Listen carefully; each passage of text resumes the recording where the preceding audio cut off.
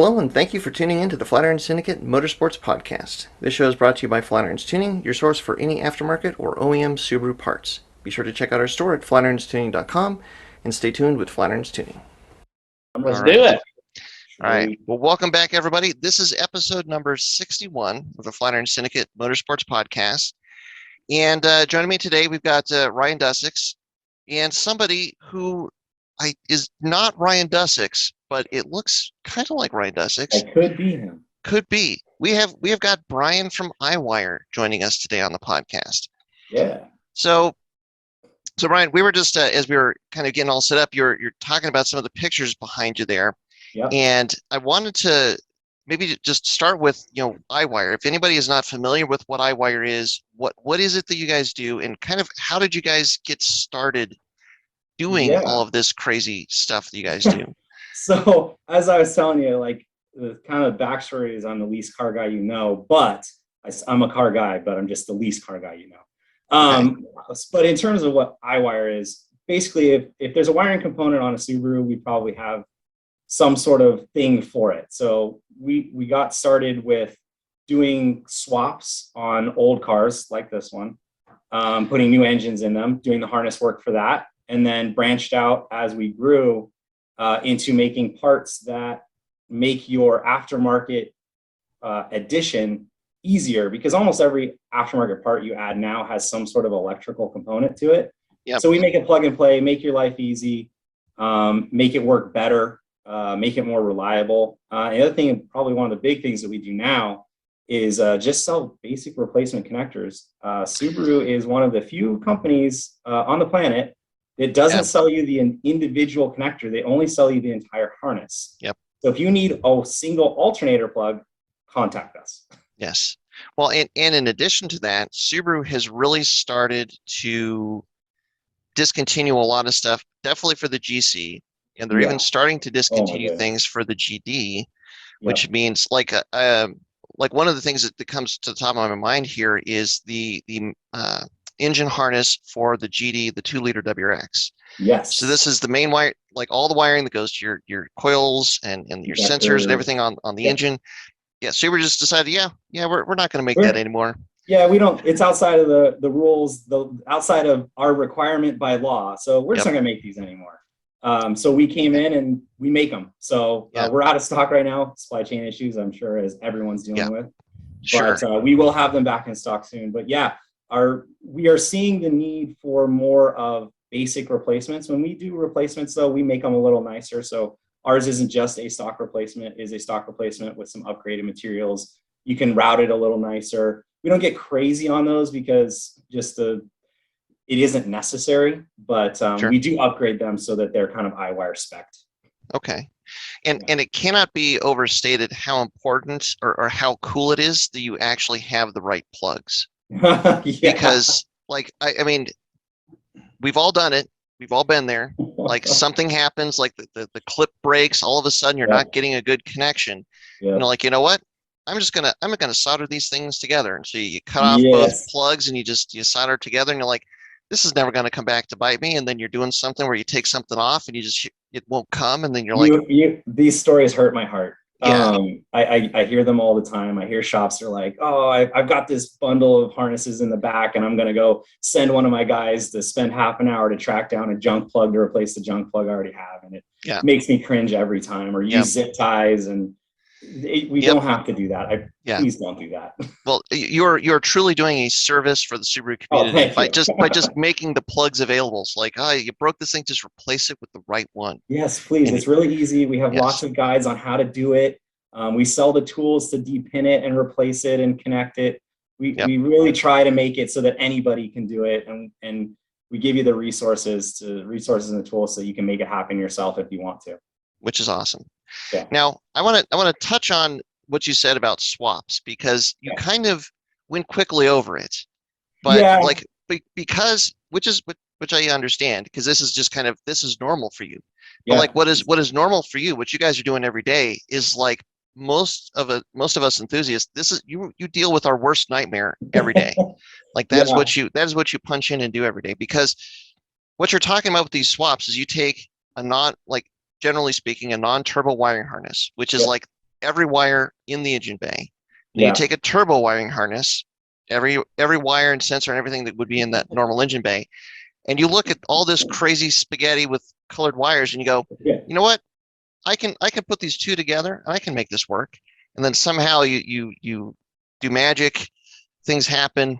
That's the Yes, unicorn back here. That's why the sort of our unofficial mascot there you go. is our unicorn, because people think it's like this crazy wizardry, and to some degree it is, but at the same time it's like anything else. Once you're used to it, it's just another day. Sure. When it comes to harnesses, Subarus are complicated in that, unlike your Toyota or your Honda, there's a separate connector that separates the ECU wiring to the engine wiring from the rest of the car. So if you call one of the companies that makes that, they just sell you a product, because they can just put a different plug on a different ECU and make it match up, which I would love to live in that world, but I chose Subarus, and so here we are. So instead, it is still a service at the end of the day. We've done everything that we can to make it mostly product, as close to a product as we can, by using new harnesses and the techniques that we do. That, we do a lot of this, but at the end of the day, you've got to send us 2 harnesses, or have us supply the other harness and send us your harness, and mesh the 2 together and send it back to be plug and play, so that all of your creature comforts on your original car, so your headlights, your taillights, your doors, AC, all that stuff works exactly as it did before. But we set it up so that the modern ECU with your new engine works with all of that. So it's all one big piece. Right. Now, my first question is, did you have any kind of background in wiring or electrical work or anything that kind of prompted you to look at a crazy project like this and say, yeah, I can do this? So, because like there's a guy, one of the guys that we work with, Jeff Huser, who runs a rally car. Yeah. And he's in the process of trying to do this merge. Yeah. And he's done a lot of stuff, and he's like, I think I got this. And like you look at a project like this and you're like, well, you just look at this wiring diagram and you say, like, this is headlights. And you find headlights in this wiring diagram. Yep. You just put those 2 together. That's easy. Yeah. And he started going down this wiring path. At some point, he showed me a picture of his garage, and he had both harnesses completely stripped, and everything was out. And it was like basically a car and a half side of the garage was just all wires, all harnesses. And he's like, I've been working on this for like 3 weeks, and I think I got it. And then he put it into the car, and like he had a short and something didn't work. Yeah. And he's like, I'm out. Yeah. I'm done. So how did you decide, like, this is a task that I can take on? It's interesting. So I guess that kind of goes back to how we got here. So as a kid, it was one of those things it didn't even occur to me till many years after doing this. Like, oh, I actually kind of was doing this as a kid and didn't even realize it. Just I enjoyed it. So I had like model trains, and what I would do is there used to be an electronic parts store in my neighborhood, and my parents would take me there, and you just wander the halls of this, like aisles of this parts store, and pick up little, DC batteries and, little bulbs and things, and you make little circuits with them. So I'd light these trains up and do all kind of, stuff like that. And I just did it because it was something to do. So it was one of those things unbeknownst to me that later in life, this would be helpful. So sort of the beginning was I play hockey, so all hockey guys. Okay. I was still playing hockey, and I didn't want to start full-time school because I didn't know exactly how it was going to play out. Needless to say, I'm here and not playing professional hockey, so that tells you a lot. But I was finishing high school, and I bought a 2004 RS because, like everybody my age, I'm 35, so like anybody my age and approximately my age, Gran Turismo and Rally and Colin McRae and all of that stuff, that was what excited me. There wasn't a ton of motorsport besides that got me excited, but Rally and Gran Turismo sung to me. I don't know what it was, but we spent hours. So I knew that, Subaru was the car I wanted. My dad, being the practical guy that he is, said, no, you're not getting a used car, because I had a crappy used car when I was a kid and it leaked and I hated it, and you should have a car that works, because my dad's a practical guy, not a car guy. So my background is not tinkering in the garage with my dad. I love him, but that's not what he does. Okay. And that's totally fine. And I come to him for practical things. Sure. So I ended up with an 04 RS and I wanted to modify it. And there was a swap shop down the street from me. And that's what they did, was convert old Subarus, GCs specifically, and put WX and STI engines in them. So I just ended up hanging out and making friends with them. I didn't really have a lot to do because I was doing part-time school and working at a movie theater. And so essentially they just put me to work. They said, "You want a job?" I said, "Okay, sure. Why not? I've never worked on a car in my life. I couldn't tell you the difference between an AC compressor and an alternator. Fine, throw me at it." So the first job I had was pull a gas tank, because at that time, which is actually now where we're back to, if you do a swap in California, you got to put the gas tank in. But at that time, because of the extra valve in the gas tank, we had to swap the gas tank because we didn't know how else to delete it. This was I think the Access Port version 1 might have been out. This was in circa 2004. Yeah, I think it just came out. It just came out. Yeah, 04, The 05. idea that we were going to turn off a code for a gas tank sensor was like, we didn't know how to do that. So we had to wire it all up. So the only way we knew how to do it was to swap the gas tank. So I spent the next week pulling out the gas tank bolt by bolt, putting them in, because I'm pretty compulsive, in order as I took them out, and then swapped it and put it back in and went, okay, this is great. I don't love this, but this is okay. Sure. So as it went on, the guy that owned it was doing the wiring, and he had more things to do, as every business owner knows. And so he's like, "Well, maybe you can do the wiring." I said, "Sure, that sounds great. I'll try that." So much like your friend working on the rally car, there was an upstairs loft, and we had two harnesses, and we'd tear them all apart and take up 100 square feet of space doing this and trying to figure out where things went. At that time, we actually did them in the cars. I think about that now and cringe at how my back would kill me if I still did that. You said you did the harness merge in the car? In the car. So I'd sit in the passenger seat, bent over. So everybody knows Subarus, the ECU's down by your passenger side feet. I would sit with myself bent over or side of the car, sitting outside of the car, and splice the wire one by one. Wow. So my first one was an absolute mess, and this is why I tell anybody who's going to do it themselves, yes, you may get it right in terms of put the wires together. I don't dispute there's enough information online to absolutely put every single wire together correctly. But I guarantee you it will be a rat's nest. There's no way around it, because you don't know what you're doing. When you do 5 of them, they'll be like, "Oh, okay, this is how it goes." But it's funny to hear that that's how you started, because like now knowing that you like that must have started the process of like at some point you're sitting there like outside the car, putting your head underneath the glove box, trying to like splice a wire and solder it. Yeah, this is using like, there has to be a better way to do this. Like this is crazy. Yes. So the entire time I did it, because you're in the car, I was using one of those heat guns with a trigger, not like a hot one, and using a lighter.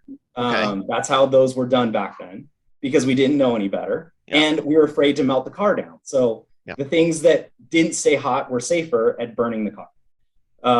So it takes a lot longer that way. When you wait, you sit there with the gun and go, okay, is it hot enough yet? Is it hot enough yet? Is it hot enough yet? And then light it and not try to burn your fingers. So I did a number of them at that place that way. I think probably in the 4 years that I worked there, we probably did about 75. Mostly in the car. We started doing a few mail order. The funniest story, and I will never forget making this comment because I think about it every day, is at some point we were doing mail order harnesses, and I said, "This will never work. We can't do mail order harnesses because this isn't possible. The tech support is a nightmare. And I don't know enough about what I'm doing to be able to properly do this without testing it in the car before it leaves." Now, keep in mind, 99% of what we do now is mail order. So things have changed a little bit. So you never know how you're going to get where you're going to get. Well, it's just sometimes you don't even know the solutions to the problems that you're gonna find that break down those barriers. Yeah. So I did that for 4 years. Ended up owning that place. I left in 2008 because typical, sort of co-owner boss employee relationship. The guy that was running it, he and I did not agree how to treat people. And the idea that you would take somebody's money, deliver them a car, and then they call you when you have a problem and don't answer really irritated me. And those kinds of mentalities are really pervasive in the automotive industry. And it was our job, and it's all of our jobs, I'm sure you guys can attest to this, that every time we have a customer interaction, to be transparent about everything that we do, because the reputation requires that. Automotive doesn't have a sparkling reputation of taking care of everyone. And so all of our jobs as ambassadors for this is to 100% make sure that every customer is taken care of, treat them right, don't take advantage of them, and do that every single time, so that hopefully someday we can get rid of that reputation. That's what we're here for. Well, and as an enthusiast, trying to help other enthusiasts do what they want to do and do the project that they want to do. It's like I've been on both sides of it. Obviously I'm here on this side of it, but I've been on the other side of the phone. Like, hey, I'm stuck. How does this work? What happens? Just you sympathize with that person. So it's like, all right, what can I do to help? What's the situation? Let's get the lay of it all. Let's try and figure this thing out. And that just helps. That just helps the community. I mean, you find those people that are helpful that you can work with, like yourself and like what we aspire to be. And then that's what just kind of helps give people like with these swaps. I mean, it's like what you're doing is the wiring part, which, like I said, is basically all of our worst nightmares. Like, like here's your two wiring harnesses, make this work. Make this work. No, but you're not doing the heavy lifting of, like, you're not putting the engine in, you're not doing a lot of the other stuff, the mechanical stuff. But people are comfortable with that. I mean, that's the reality. More so. People are very essential. I mean, most of our swap customers are probably doing this in their driveway. Yeah. I mean, it's not like people have fancy shops and lifts. Like, I get pictures of people's cars and they're in process, and I see dirt roads underneath them. Like, these people are, I appreciate it. I love it. I think that it makes me happy that somebody in the middle of nowhere with no access to really anything Subaru related, because not everybody lives in places like we do where there's 100 shops around here that can help you, and they can do it. Like, that to me that's what it's all about. Like, well, for sure. And it's taking the hardest part of the swap and, like, you know what, we got this, we can do this, so that you can do all the rest of it, and then you put it together and it's going to work. That's the cool part, is like, it makes so many more people say, you know what, I can do this. I've got the support here. I've got the support here. iWire can do this insane spaghetti process with wiring. So if I can install an engine and a clutch, I can do this. Let's make it happen. Yeah. And that's part of why we wanted to encourage people. So on our YouTube channel, we did a swap with Bucky in a weekend in our shop here, because as much as we are the wiring guys, we understand that we may be your go-to person for the whole thing. And that's fine. We encourage people to use their local resources whenever possible, because we're not there. I can't see the car. I can do what I can over the phone, internet, whatever. But the more resources I can give you, the more tools you have as a customer to just do it. Like, we show step by step on how to do a basic WRX swap into an RS. It has all of the things that you would need to know to make it happen in your driveway. And and I think that's the biggest change from when I started doing this in 2004. It wasn't accessible to everyone. No one knew how to do it, and the price point was so high. There was a lot of like, because the swap you did with Bucky, maybe I'm getting these confused, but is that also where you did the manual or automatic to manual conversion too? Two different projects. Yeah. So the blue car, his blue RS, we did the RS to WRX swap. We left the trans in there for simplicity's sake. Okay. Because the trans swap, people are pretty comfortable. There's a lot of resources. You guys, like, your 6-speed YouTube video on that is awesome. Like, we refer to people out all the time. So those kinds of things, there's lots of stuff out there. The auto to manual one was for his daughter's silver RS. Okay. And we wanted to kind of show the basics of that process, because we get a ton of auto to manual questions. Yep. Because everybody has, in some ways there's more of them out there. Yeah. Yep. So but they weren't modified. They weren't driven aggressively, because it's an automatic. Exactly. It was grandma's car or whatever. And that was Bucky's daughter's car.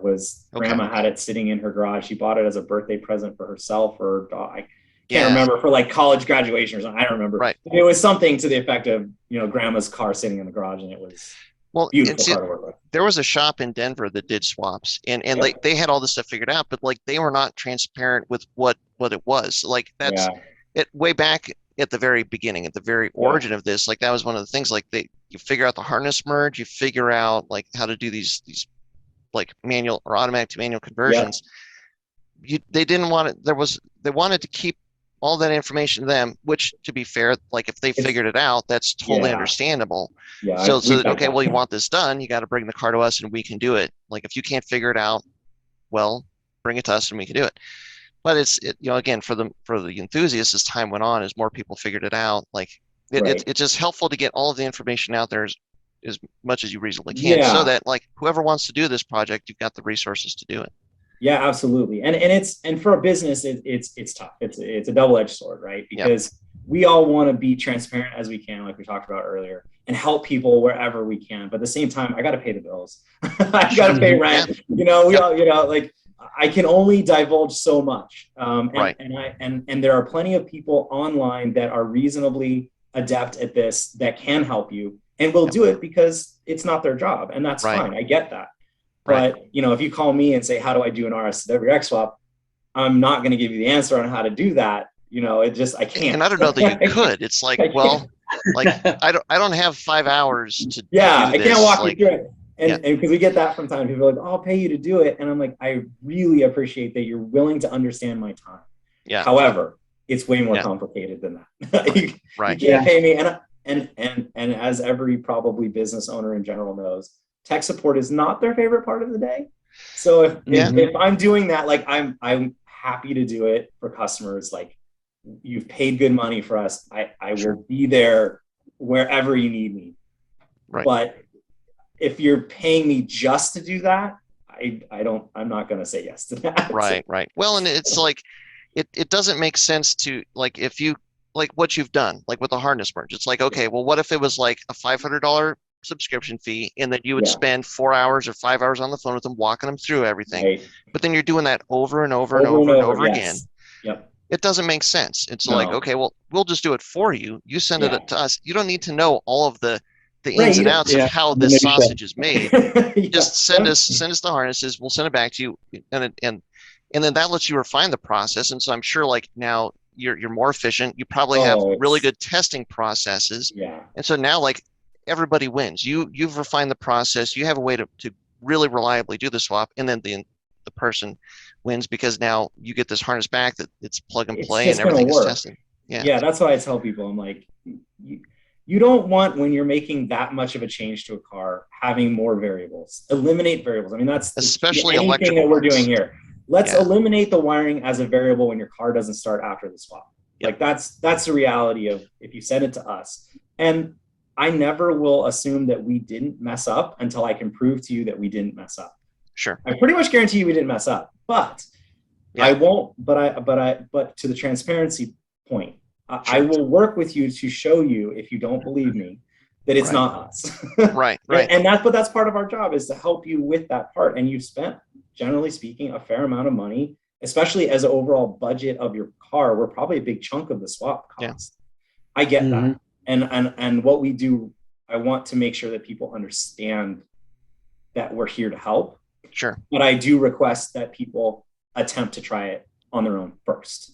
As far as the testing, then call me. Yeah. And then I will do whatever needs to get it going. Yep. Because that's the hardest part with, like, if you're trying to diagnose an issue, especially when a swap, it's like, you almost think about it as like you're assembling a car like the factory did on the assembly line, but you're doing it in your garage. You're taking all the wiring out, you're taking the engine, often the transmission out, and then you're putting all the wiring in the engine and all these different sensors in. Is it a mechanical issue? Is it an electrical issue? Yeah. Number one issue when a car doesn't start, I would tell people, just if they're watching this, check your crank gear. The number of times the crank tooth pulley is broken, like the crank pulley, that tooth is broken or bent, is been, I can't tell you how many times. And because their issue is no spark, no fuel, they want to blame the harness, which I get. It's the part you don't understand. Fine, I get that. But generally, no spark, no fuel means that you don't have a crank input signal, Right. which is almost always because the crank pulley, Interesting. the main crank pulley is broken. Yeah. You know what just trying to change oil pumps and stuff, people are prying those things off. They're using that pry bar and going, no! Yeah. Or worse, they're using a JDM, crank pulley and haven't swapped it over, and just they don't know. Yep. So Absolutely. just to be clear for people that are listening, if they're not 100% sure, so the crank goes through the front of the engine, the oil pump goes over that, and there's a gear, which is actually the tooth gear that drives the timing belt, but it has these teeth on the outside. Those are indexed, and that's what the crank position sensor reads. Yes. So that's how the ECU knows where the crank position is. Everything stems from that crank pulley. If there is a problem any way, shape, or form with that, car's not going to start. Yep. Yeah, those aren't little pry points. Yes. That's what the screwdriver is supposed to hook onto. Yeah. And then you push it off. That's how I that thought works. those are just tabs from manufacturing that you're supposed to break those off to smooth it out. Yeah. You knock one of those little teeth off every timing belt change? Yeah. It's to keep track. And more efficient. Yeah. Yes, It tells you when to replace it. Oh, this car's had 3 timing belt changes. Don't do that. Don't do Please that. don't do that. Yeah. Please don't do that. Well, and so what that makes me think of is, so there's a shop, another shop in Denver called Subaru Performance, and I was talking to the guy there, Troy, that figured all this stuff out. I know Troy very well. And at one point, he made this comment that was really interesting. That he said that once he figured out the harness swap, and it kind of is relates to what you just said. All of a sudden, like a lot of the mysteries of the car, or like his understanding of the car, all of a sudden, like he just had this way deeper understanding of like how everything worked, because now you're figuring out what is connected to what is related to what. Yeah. How does it all run? It makes like diagnostic way easier. Yeah. Because you know how the car works. I can't tell you how many, just regular shops I talk to on a day-to-day basis that this is obviously not their strong suit. Those are called us. That's fine. That's when you call me and say I hate wiring, that makes me happy because that keeps me employed. Sure. But at the same time, like I also kind of go, oh, there's really a lack of knowledge here of how electrical systems function in the process of just basic diagnostics. And so part of what sort of we're doing now, like with the website and YouTube, and is to kind of help bridge those gaps, much like what you guys are doing here. Like let's bridge some of those gaps, because I'm not there all the time. I don't necessarily need to get paid for it. I just want to make sure that people can diagnose. I tell shops all the time, call me first, because I can save you probably a couple hours of diagnostic time by just redirecting you to the thing to look at. Mm-hmm. What are maybe one or two of the key, like maybe some of the light bulb moments that you've had in like figuring out these harness merges and doing some of this troubleshooting that are like the crank pulley? Like hey, you imported an engine from Japan, or you've done all this sorts of work, and people aren't maybe the nicest to this key component that the crank position sensor needs. Are there any other kind of light bulb moments that you've had? It's one of those things that comes based on experience more than it is anything else, as I'm sure you guys can attest. Like you run into something, you beat your head against the wall for a few hours or a few days or a few weeks, and then you go, oh duh, how did I not think of this before? And a lot of that, luckily for me, was the 4 years before I started this, where we did every aspect and ran into all sorts of issues. Not only did we do swaps, by at the end, we were doing all sorts of, whatever, aftermarket parts, upgrades, everything. So I have experience in all of that. I'm not an expert. That's not I defer to the experts when it comes to mechanical things. I don't pretend. I have my knowledge base that I have, but I'm not going to say that, I'm going to tell you how to put an engine together. I say, call the expert. That's not me. I look at everything through a wiring lens. Right. So if it is outside of that lens and I can't reasonably say I have personal experience with this, I'm going to send you to somebody who does. And I have plenty of friends like you guys that do know. So I'm happy to send them over to you guys to be able to actually help them. Well, so one of the things that I think about, like what I was kind of hoping you might mention is grounding. Yes. Because so it is so related to so many things that you just do not think of. like Yeah. there, like for instance, like some of the plastic manifold cars or whatnot, where there's a Yeah. different grounding system to Yep. go from the harness to the chassis. Yep. But that actually is a key component of how things like the fuel injectors and the coil packs and everything work.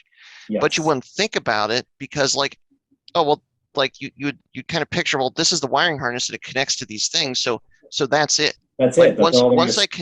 once I connect to the injector or the coil pack, that part is done. Yes. You know, it couldn't have anything to do with grounding because I clipped the clip. It's there. Yeah. Right. It has You know? nothing to do with it. But- And people want to go to the power side of the source. The power side is almost never the problem. I mean, unless you've got a dead battery. I mean, it or a horrible connection at your battery terminal because it's corroded or something. But like that's pretty easy to spot, and most people don't have that issue.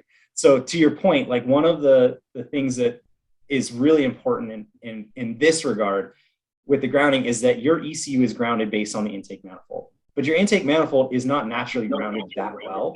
So you need to make sure that the intake manifold is grounded to the block is grounded to the chassis is grounded to the battery. All of those things tie together.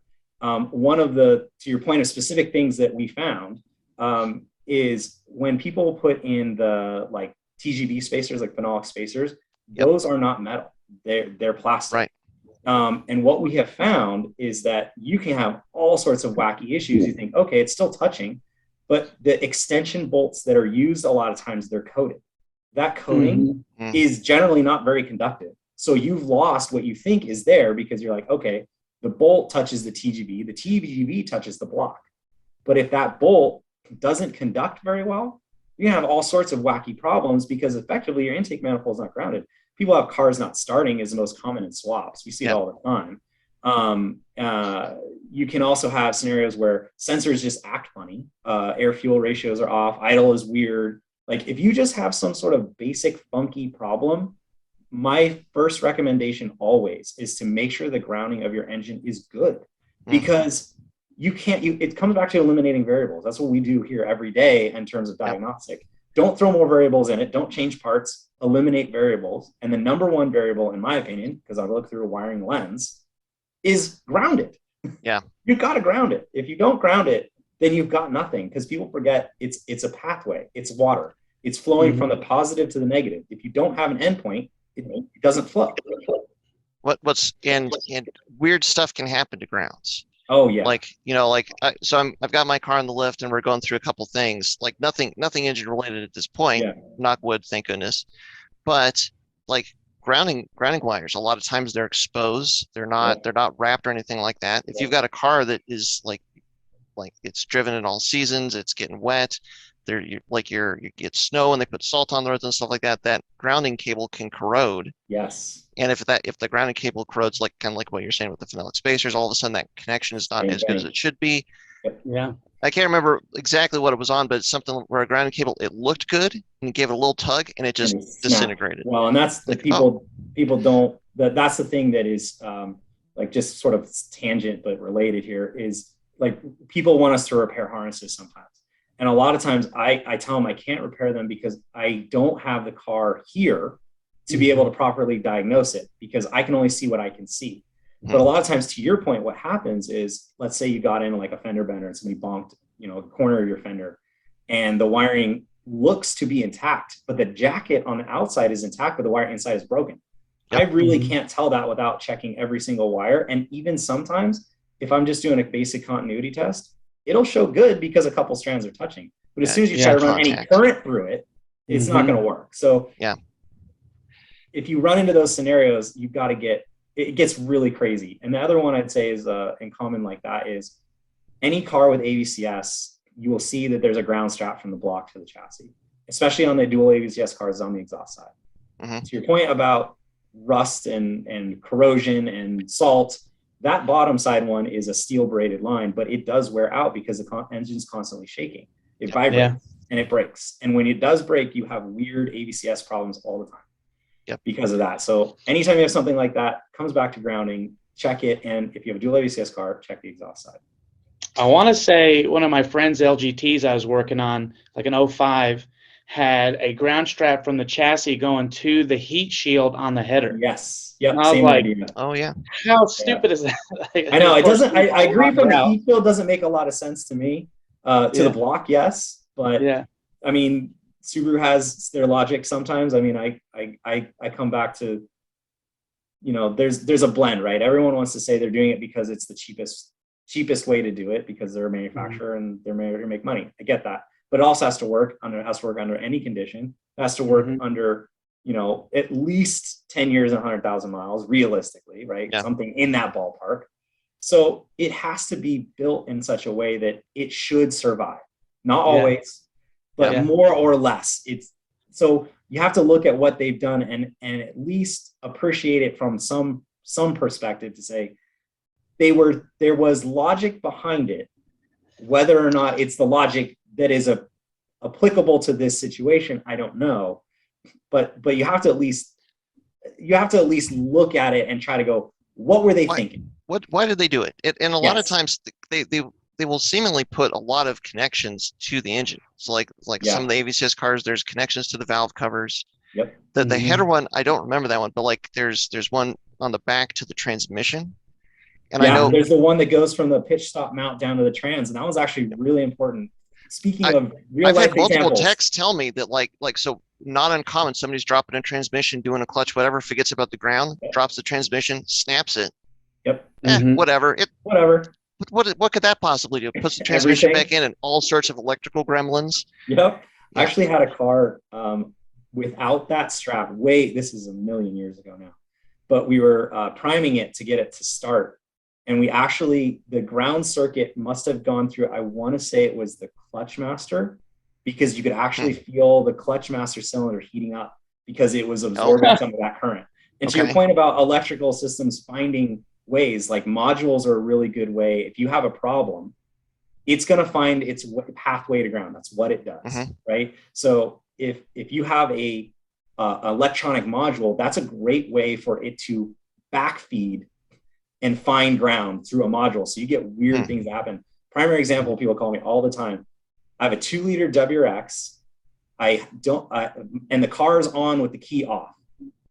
And I say, the car is running with the key off. Well, sorry, let me rephrase it just from their perspective, because I don't have the whole story yet. The ECU is on, the fuel pump is priming with the key out of the ignition. Okay. And my first question is the engine installed in the car? And they tell me no. Oh.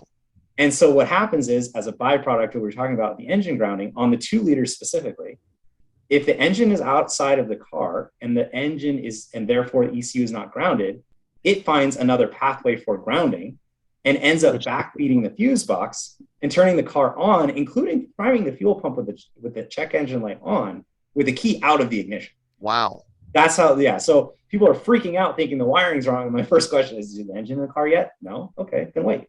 Don't worry about it. You know, what's hilarious is I remember, so Subaru has a lot of accessories, and on almost every install guide for an accessory from Subaru, and I mean almost all of them, and it seems ridiculous, but their first instruction is disconnect the battery. Yes. And it's like, I'm putting on a roof rack. Why are you telling me to disconnect the battery, Subaru? And I'm making that up, I think. Sure. And they might actually do that. I don't know. I think I got a set of JDM like arrow guards a million years ago. Yeah. And I wouldn't be surprised if it said disconnect your battery before putting these mud guards on. Yes, but it's like, so you say that, it's like, well, they don't know what you're doing or whatever else you might be doing. Like disconnect the battery, kind of, all of a sudden it kind of makes sense now. Yeah. A little bit, not for the roof rack. Not for the roof rack. I mean, you never know. Who knows? Yep. I mean, those phantom engine problems, huh? Yep. Like, I want an engine in here really bad. It's the scenario somebody calls me and says, I installed a roof rack and now my car doesn't start. Right. And then I go, you did something else, right? No. And then 5 minutes later after talking, they're like, oh, well, I changed the engine out too. Right. And you're like, well, okay. There's I don't the think other it's one. Roof rack. Well, like every now and then, like through the years, stereo installs have this tendency of going completely sideways for really crazy reasons. Yes. And I guess it's kind of related to grounding, because what I've ran into a few times is you're installing something in the car that didn't have to go there. And so the plan is, well, hey, I'm just going to take self-tapper. Oh no. And I'm just going to right here. I'm going to mount this, that, whatever with the self-tapper. It's going to be totally fine. And what you don't realize is, well, on the other side of that sheet metal, you now just connected something, or you went through something, all the you've time. grounded out. Yes. Oh, it's terrifying. Just a side note on stereos. I'm not a stereo guy, and I don't generally do alarms either. That's a different sort of trade in terms of the wiring side of things. But if you have weird issues with your stereo, whether it's like noises or stuff like that, that actually comes back to grounding. 90% of the time, it's alternators are not grounded well. Kind of coming back to the just sort of basic grounding thing, because I've seen it a few times. People like to dress up their engine bays, which absolutely do that. But if you paint or powder coat or do something with your alternator, the casing is what is doing the grounding. So if you attach that painted part to a painted part, it's not grounded anymore. Your alternator is probably going to heat up and fry the harness, and that big cable is impossible to replace because it's tied into everything else. Because what happens, it gets hot, the voltage regulator fries, it spins out of control and just fries everything. So if you want to dress up your engine days, just be very careful about your alternator. Especially about anything that you're painting. Powder-coated alternators is where it's at. That's the new trend right now. I've seen it, or just straight up painted. I mean, it's crazy stuff. I mean, it's crazy. That's stuff. what my time attack car's missing. Yeah, agreed. I mean, alternator. if it's not powder coated, at least it should be polished, I guess. I mean, especially for race car, it makes it faster. Totally. More aero. Reduces drag. Yeah, that's exactly. Absolutely. Man, I'm actually stunned how much time we've spent on grounding, but it's all good points.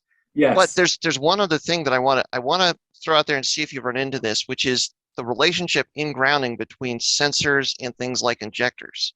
Okay. There was a car up the street at the dealership where the master tech Keith, he's been working on Subarus, I think it's getting close to 30 years now. He's seen a lot of stuff. Pretty good. The car wouldn't start. Okay. The fast forward version, what it ended up being was it was a bad cam position sensor that had broken the circuit, but that was on the same ground as the injectors. So that because the cam position sensor, and I think I've got this right. Might have been something else, but it was definitely a sensor that was not was broken. Yeah. That was preventing the injectors from firing. And so he was able to backtrace everything and figure it out and replace the sensor. And then all of a sudden, the car just started because it was no fuel is what it seemed like the problem was, but it was actually a grounding issue because of this bad sensor. So I could see a scenario. I would need to know the car exactly because there's a couple ways this happens. But one of the injectors are, once again, grounded from the intake manifold because the ECU is doing the grounding of the injectors. You feed power to injectors, ECU triggers them via a ground. So if you had some sort of short that combined power to ground, because cam position sensors on newer cars are 12-volt sensors, you could have a scenario where essentially shorted power to ground. Now, it might not damage anything in this case, but would cause a backbeat into the ECU. And I'm more than likely the internal circuitry of the grounding system probably touches it. They all kind of intertwine a little bit, even if there are individual nodes for each of the injectors that come off of a ground. If you had that, you would have some sort of backbeat into the grounding circuit of the ECU that would cause all sorts of wacky problems. I would have never guessed that, nor would I've ever looked at that, seeing that as a problem. But with your explanation, I could see it. Well, and I remember that's crazy scenario, but one of the crazy parts of the puzzle was because the car wouldn't start. You could put the key in, there was power, the starter would turn, but the car wouldn't start. Yeah. Now you'd figure, okay, it's a bad sensor, you'd throw a check engine light, but because the car wouldn't start, it never went into any diagnostic. So especially with cam, so there was no information as far as why the car wouldn't start, and then they take out the injectors and there's no fuel. Right. So then it was this process of trying to figure out, well, why aren't the injectors firing? What is it not seeing? Yeah, it was this crazy process, and then he started looking at the common grounds. Okay, well, what else is on the same ground as the injector? And then started testing everything, taking every sensor and everything else that's on the same ground as the injectors off and replacing it with a known good one. All of a sudden, it just worked. Yeah. Cam position sensor puts a good one in there. Car fires right up. No problem. No check engine lights. What just happened? Yeah. How is this related to that? But that's the magic of wiring. Same. Actual, a kind of a similar Subaru tech. So a friend over here at Irvine Subaru, I can one up. I can do a one upper here. Okay. He's probably been working on Subarus. Oh, actually, I got to remember how old I am. Probably closer to 40 years. Okay. He's a guy that's been working on brats since they were new. Yep. And had many off-road brats. He's amazing. He has a old Polaroid film, like what do you call it? Just like a file of just basic of Polaroids of his brats. Wow. Old, like actual pictures. I know this is crazy. That right? that is old school. That is the definition of old school. Yes, and he has this little flip book of them, and it's awesome. But he called me down because he had a car that he wanted to reprogram a key. It was like a 2010 STI or something, and it was having cans. What he saw as can-based issues, and he knows that we've been messing around with some of that stuff, and we're digging into more of that stuff. We can talk about it another time, but. So he called me down to take some of the software we have to kind of take a look at the CAN signals that were just quick backstory CAN. Modern cars have a communication system between all the modules that is essentially digital. It's zeros and ones. Mm-hmm. So this is since 2008. 2005 for Legacy, 2008 for Impreza, and 2009 for Forester. Okay. But any of the modern cars are all CAN based, which just a side note while we're talking about it, because we get this question a lot. If you have a CAN-based car, any change is very complex. Yep. You can't because just everything auto is manual talking them. to everything else. Yep. You can't just auto manual them. You can't just turbo swap them. So if you have that, you probably best bet is to find that car that you want in parts and sort of put everything in. So you got 05 Legacy GT Auto, and 05 Legacy GT manual and parts, put everything in. But anyways, beyond that, so he brought me down. We couldn't find anything. We just had a communication error with the select monitor, which is a Subaru scan tool. Yep. And we dug and dug, couldn't find anything. What we ended up doing is there's a junction point in those cars for the OBD2 communication line. It wasn't actually the CAN line, but there's a secondary communication line that you'd see on like the pre-CAN bus cars, like how your access port talks to your ECU. It uses that line. And one of the things, he started pulling there's a junction box, and you can pull each system that ties into the OBD2 information line one at a time. Turns out the TPMS had shorted somewhere on the TPMS module or somewhere in it on that. And as soon as he pulled that, everything worked properly. So you have this problem that seemed like an immobilizer issue or CAN-based issue or some other thing. And it happens to be the TPMS is causing this problem. Oh my gosh. It's just pure insanity. Like I would have never have guessed. That's part of this wiring stuff is like everything is somehow connected. Yes. Even though it doesn't seem like it. And you have to just troubleshoot every possible avenue and connection. Yeah. And that's when we kind of go back to people wanting to do it themselves. If you're going to do it yourself, learn how to read the diagrams. Do not use the ECU IO. Do not use the basic pinout. It is not enough. It does not show you all of the connection points. You must use the diagram. You must use all the diagrams because sometimes it touches things and it doesn't show you until you find another page. Yeah. So, oh man. Yeah, it's super intertwined. Like it takes time to learn how to read it all. It's another language, but once you get it, it opens up. And to your point about Troy and Suba and all those other guys, once you understand how to read it and diagnose it, it becomes a lot simpler. It becomes more of a mechanical process because you recognize how these things intertwine with each other instead of just guessing. Yep. So yeah, it's highly complex, but can be understood. It's not. Yes. It is this, but it's also not that. Yes, that's right. Well, so Ryan, as somebody who is, are you in process, or are you about to be in process of doing a wiring, going into wiring shenanigans? Yeah, so I have a 2002 WRX that we had a pretty bad engine fire in. Yeah. Probably about a year and a half ago. Well, it's my time attack car. So it's already like, I want to go to drive-by-wire. I want to do this. I want to, run AVCS and stuff. So the wiring harness thing wasn't a big deal. So I got an 06 FXT harness. I'm like, okay, we're going to run this. It's like, but I really I want my taillights to work, and I want to like take some weight out of this thing. And Yeah. So yeah, I'm gonna do like a little mini merge, just so I have some of the basic.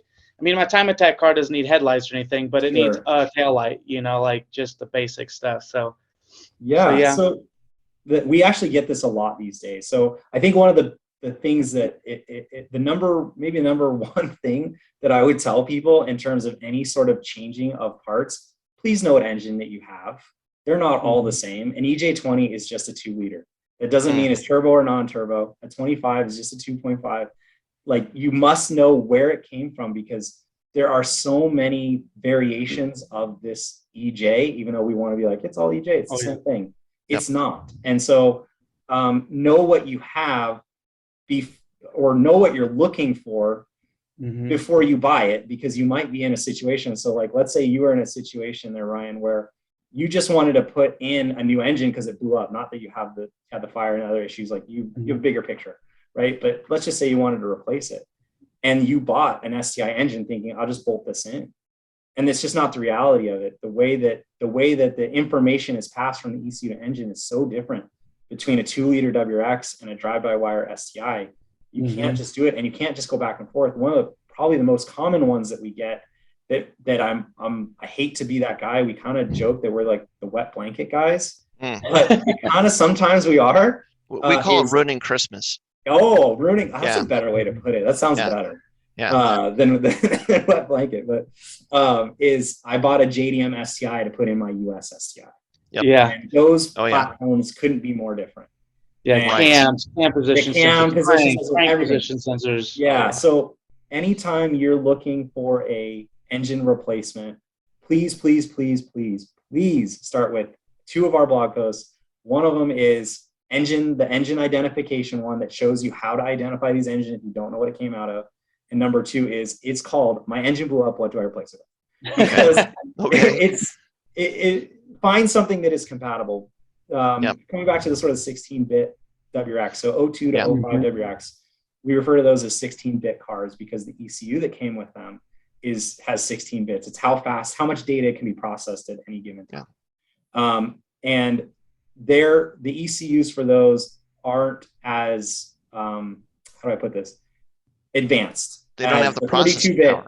Yeah, they don't have the processing power of the 32-bit cars. So we're talking like 4 and up STI. Those cars, and if you see what Cobb offers in terms of their products for it, it's much more limited as a byproduct of that. Like, you don't see flex fuel for it, and that's why. That's why that people it cannot do it. It just does not have the processing power to do it. Yeah. So what we do a lot because of that these days is convert the 16-bit cars to 32-bit. But you can't just put the ECU in. You've got to do an engine swap at the same time. So if Ryan had called me and said, I want to do this, I would say, hey, let's just do a basic harness merge like we would do it on any other car, like a non-turbo to turbo. And let's do that because we can get you all the modern features. We can get you drive-by-wire. We can do it, but it does require the work that it would require to do a non-turbo to turbo swap from a wiring perspective. So in your case, just a heads up, I don't know how long it's going to take you, but we have built a brand new 2-liter harness for the body side that we turn into sort of a race car harness. We built a little fuse box on it, runs the basics for the engine. So engine itself, radiator fan, fuel pump, we can hook up the cluster. Interesting. We are in process of solving this problem for 04 to 06 STI. Nice. Interesting. So we'll have a 32-bit version of this coming probably later this year, because the number one priority is we have merges now, which we never thought would be a thing, where 04 to 06 STI swaps, people aren't getting the harnesses anymore.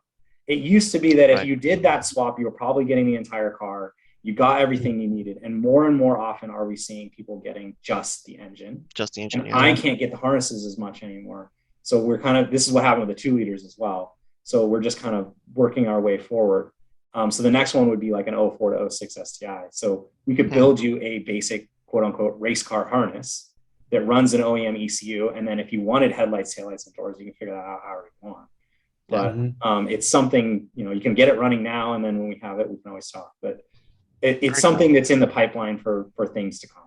And it's cool that you guys are thinking in that direction of like, hey, more and more people are finding these older cars, turning them into race cars. They're wanting to pull all the wiring that they don't need out of it. Like Yeah. we don't need airbags, all that sort of stuff. Yeah. Right. Making that easier. We don't need airbags where we're going, John. No, That's right. No, you got That's right. safety belts for that. No, Yeah, you got real harnesses and roll Yep. bars for that. We get that a lot too. I think if we're talking about race cars, a lot of people want to call us and say, "Hey, can you diet my harness?" We don't do it. The reason for that is that the time and the process for us as a business is different for you as a person, right? Yeah. I wholeheartedly understand that. But as a business, the logistics of saying, I'm going to tear out all the stuff that you don't need requires completely stripping apart the harness for, at the end of the day, minimal amount of wire if you really do the math. Yeah. And then you have to put it all back together in such a way that when I send you back and I charge you a fair amount of money for it, you look at it and go, this looks nice. And believe that what you get is good. And for us, we just can't do it. So what we were doing was building custom race car harnesses for a little while there. Because to address the problem, if you want a race car harness, my suggestion to anyone is if you're really serious about it, really have two options, much like what you're talking about, Ryan. Stick the harness in the car, make it work. Because at the end of the day, it's an easier time to service if you have a problem. Let's say you smash up the front end. Find a replacement harness from another stock car and drop it in and you're done. Yeah. If you get crazy, then you can't just get it back on the road, which from a driving it standpoint on the track and getting lap times and enjoyment, that's everything. Save your money, buy tires and gas. Yeah, we had an engine or an oil fire basically at Road Atlanta a couple years ago, and we were able to kind of like separate and kind of like seal everything in that moment to race the next day. And it was like, hey, John, I need you to overnight me some stuff for VIR. And I think you sent me a bunch of iWire stuff overnighted from Colorado. So. But you can do that because it's essentially a stock harness. And we're talking about minimal weight savings at the end of the day. Like there's a lot of other easier ways to do that. But if you're dead serious and you're building a race car, like this is a dedicated time attack track car, rally car, then build a harness that is designed for your intended use. I generally don't recommend that people try to tear apart a stock harness to use it. Jaeger, you guys, I'm sure you know Mark Jaeger. Oh yeah. He ran into that where he originally took apart his stock harness and kept messing with it, and then ended up in a spot where it wasn't working. So then he called us and we built him a custom harness. He had a bunch of oiling issues at the same time that we never really got to fully, use what we had built. But that was the reason that we did that was he had a purpose-built race car and he knew what he wanted. Most of the time when people call me and say, I want a race car harness, my first question is, do you drive it on the street at all, ever? Right. And their answer is yes, always, which makes sense. Like, that's the reality of it. And if you drive it on the street at all, then don't do it. It's not, it doesn't make sense. Well, and the biggest reason is like you said, diagnostics. Like if you have, like Subaru spends an insane amount of time developing a service manual with a wiring harness guide and troubleshooting guide for all of the wiring in the whole car. You go in there and you start modifying that. The more you modify it, the less applicable that guide is. Which means you're on the track, now it's on you. Yeah. And as a driver, as a driver and the technician and all the other stuff, it's hard for you to step back and let somebody else help you because like they don't know what your craziness is. No, and I guarantee you, if you're doing this yourself, you haven't done the proper documentation that would be required for a real harness that is for this purpose. Like if you go to the guys that really do this, and this is part of why we don't, because we are much better suited to build things for many people to make more lives easier than we are one-off things. And there are companies that do one-off things and they do them exceptionally well. RaceSpec is one of them. Those kinds of companies, I know them all well, and it's a whole different discipline. It's so different, and we've done those things in the past, but it doesn't fit. At the end of the day, it's a business, right? And for us, that business model doesn't work well for us because of what we do from a day-to-day basis. For them, it is what they do. Call them, use them, because when you get a custom-built harness from a company like that, they are going to have the documentation to the nth degree. So if you ever have a problem, you call them. and they'll rebuild it from scratch because they have all the documentation. Yeah. If you're doing this in your garage, you don't have the documentation. I don't care who you are. Like, unless you're that guy, like, you know, maybe you got a Polaroid camera lying around. You could take some pictures. Yeah. Just make a flip book. Yeah, flip book, some pictures. Yeah. That'll, and then you'll have it with you when you're at the track, right? Yes, But exactly. It's not how it, generally speaking, not how it works. I think from our wiring lens, it's practicality above all else. And sometimes that doesn't mesh with your project. Sometimes that doesn't mesh with people's personalities. Sure. I get that, you know, because kind of coming back to a little bit, like touching on the CAN bus problem of CAN bus cars, you know, we're the conversion guys, and it pains me many times to tell somebody, you know, that it might be better if you have an 08 2.5i to buy an 08 WRX if you want a turbo car. I don't want to be that guy. Yeah. It pains me because modding is what we do. Messing with cars is what we love. But at the same time, there's a practical aspect of it.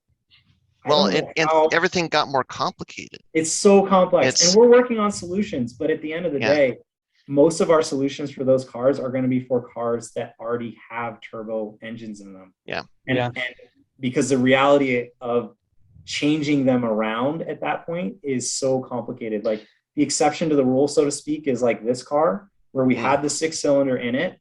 We can talk about that another time. And now it's back to a turbo 4-cylinder, but we're using that as a way to develop CAN bus stuff for non-CAN bus cars so that we can go a little newer, right? It's like people are having a hard time finding 04 to 07 STIs.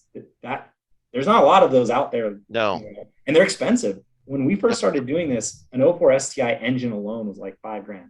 It's still $5,000, except it has 10 times the mileage on it. Right. Yeah. I get that.